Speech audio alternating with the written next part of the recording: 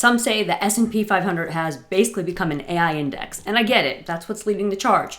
But there are plenty of S&P 500 stocks and other stocks that are providing opportunities to trade in this crazy Q4 2025 environment.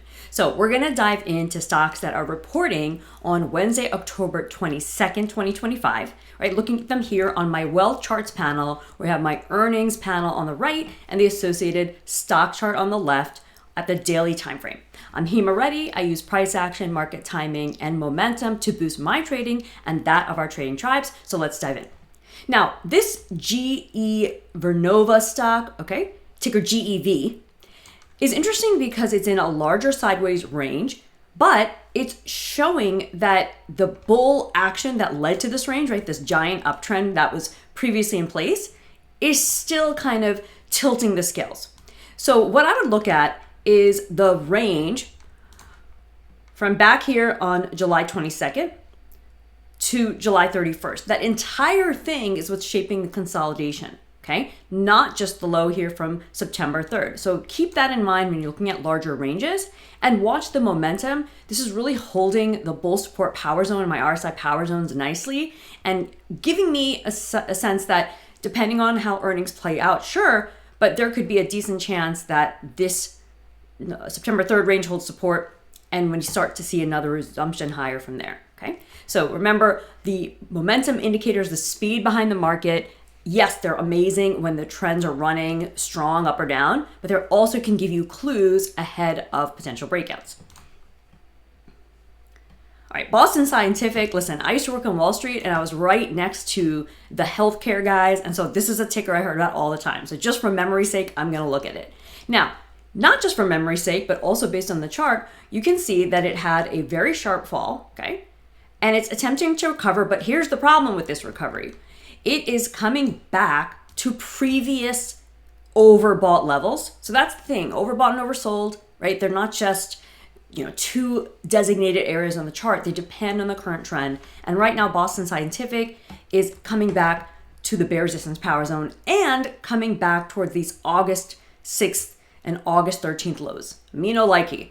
Those are probably going to provide some resistance if we're not able to see a clear jump above them. So if I was watching this stock into earnings, okay, don't trade it. Again, I don't have skin in the game on these necessarily. I'm just showing you my analysis toolkit applied.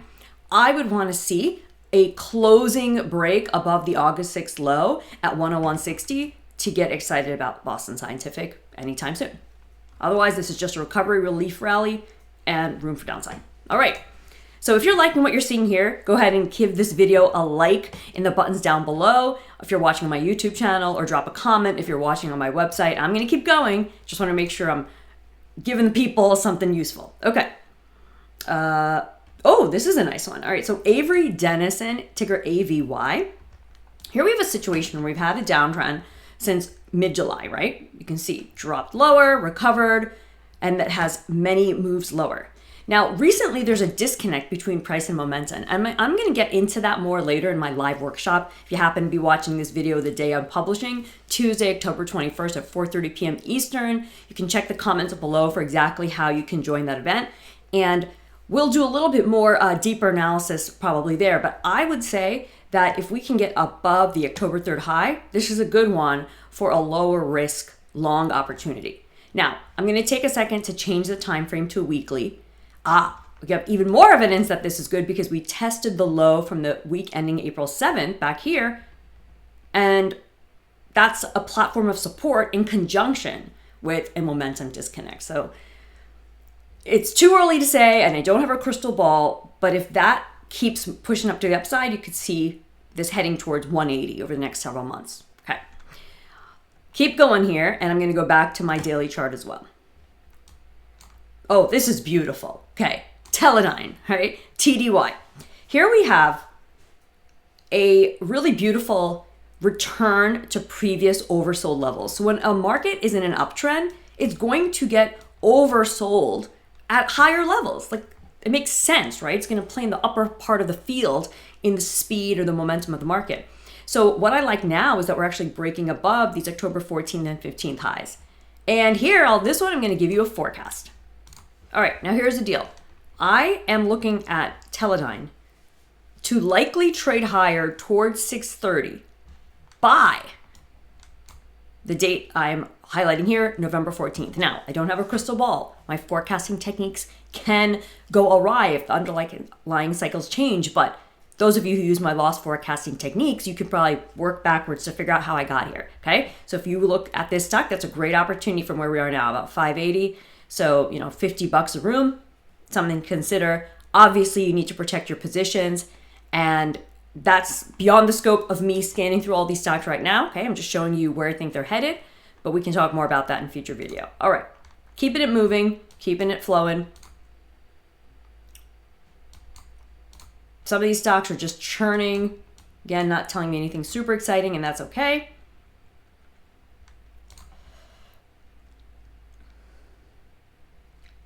Okay, LVS, Las Vegas Sands. So we have a downtrend, right? We've got this high, low, lower high, lower low, and this recovery. I don't know if this recovery is the beginning of something new and beautiful to the upside. I think it's more likely we maybe get back towards $52, $54, and then there's a pause. And I'm saying that because I'm being a little preemptive about what I'm seeing in momentum. I see the likelihood that we continue to recover, but meet bear resistance. So let's go to the weekly time frame for a second, because again, it always helps to kind of get perspective. And yeah, you can see that we had a sharp move lower. This overall in a weekly time frame, I mean, going back to 2024 is just higher highs, but also lower lows. So really a trendless environment on that level. So that's what I'd watch on LVS. Okay. All right. We are about halfway through here. Yep. So let's just keep going in a few more. Okay. Kinder Morgan. This one has a special place in my heart because a lot of my coaching students trade it. I don't know why. I guess it's the dividends they pay. So we're going to take a look at it for a few folks out there. All right. Kinder Morgan has been forming a little base around $27. I actually think this is a good potential buying opportunity or adding to your position. Remember, though, that there is resistance up ahead here around $29.50. Okay. But for those of you who maybe trade a stock like this for dividends to kind of have in your portfolio long term, that's something to keep an eye on. All right, Tesla. I can't not talk about Tesla, right? So let's zoom in on this one, okay? Now, here's the thing. I live in Austin, Texas. I have seen Waymos left and right. I haven't really seen a robo-taxi yet, but I just feel like I'm living in the heart of the innovation that this company is trying to make. So I gotta say, the chart looks pretty good. Now, it doesn't mean that we're going to the moon, okay? We already have this massive breakout, and that provided a great opportunity, but I want you to see how it peaked right in the upper echelons of my RSI power zones. Again, the speed behind the moves, guys, you gotta pay attention to it. And then we backed off, right, from this high back in late 2024. Now, what's currently going on, I feel like there's a platform for further upside because of holding bull support power zone. And all right, I'm gonna do it. If I had to do it, okay? If I had to make a forecast, here's what I'd say. Again, I do not have a crystal ball. Forecasts can unwind themselves, but here's what I'm seeing as potential.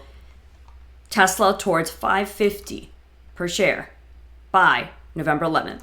Now notice, I did two forecasts so far here today. One was November 14th, one was November 11th. When you are forecasting within the same type of security, like stocks or Forex or futures, that kind of thing can happen. If you think about it, it makes sense, right? The cycles behind the moves are probably similar. Again, don't get married to it. Use your own trading techniques to see if this unfolds, but that's just a guideline in case we start moving that direction. All right, I'm gonna rip through a few more of these final ones. Again, only looking at what's most exciting. And yeah, a lot of times charts are not very exciting, and that's okay. Molina. My husband's a former employee of Molina. So that jumped out to me, and I can see that the stock chart is actually looking pretty good. Okay, it's down here in the 180s, high 180s, but holding the bull support zone. I think this one has a potential to move a little higher. We do have probably resistance based on this entire decline. So I think 220 might be a good stopping point, but yeah, Molina looking not too bad. All right, The final 5 or final 4 here. Let's see if anything else jumps out. Super exciting. Or last one, I should say. PKG. Nothing earth-shattering. So that's what I have for today, guys. So I hope that was helpful for you. Again, if you found value in this video, new lessons, good reminders, please hit the like button if you're watching on YouTube. Drop a comment if you're watching it anywhere else. And I will continue to keep tabs on what's going on its season and share my findings with you. You can always visit my main website and check the live events button for any other trainings I'm doing that you can attend. Let's see what unfolds with Tesla and more, and I'll be back soon.